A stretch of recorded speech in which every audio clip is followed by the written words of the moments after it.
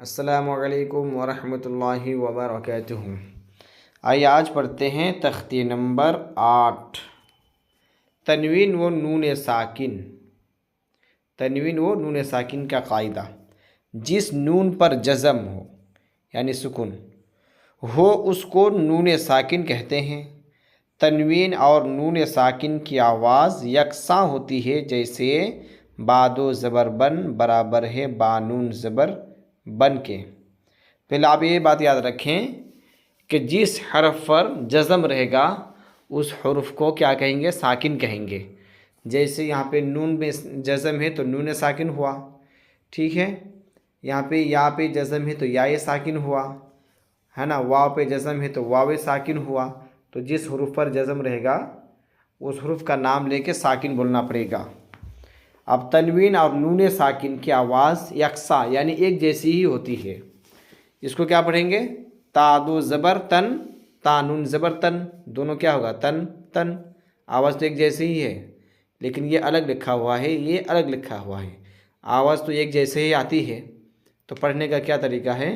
तादो ज़बर तन, तानून ज़बर तन, आवाज़ एक जैसी है, तन तन। तादो ज़ेर तिन, तानून ज़ेर तिन, तादो पेश तुन, तानून पेश तुन। आखिर में यानी इसको हिज्जे करेंगे तो अलग अलग पढ़ना पड़ता। जब रवा से पढ़ेंगे तो सुनने वाले सिर्फ सुन के मालूम नहीं कर पाएगा कि क्या है ये, है ना। तुन की ही आवाज़ आएगी, चाहे तादो पेश तुन हो या तानून पेश तुन हो, दोनों एक जैसा ही है। सादो ज़बर सन, सानून ज़बर सन, सादो ज़ेर सिन, सानून ज़ेर सिन, सादो पेश सुन, सानून पेश सुन। जीम दो ज़बर जन, जीम नून ज़बर जन, जीम दो ज़ेर जिन, जीम नून ज़ेर जिन, जीम दो पेश जुन, जीम नून पेश जुन।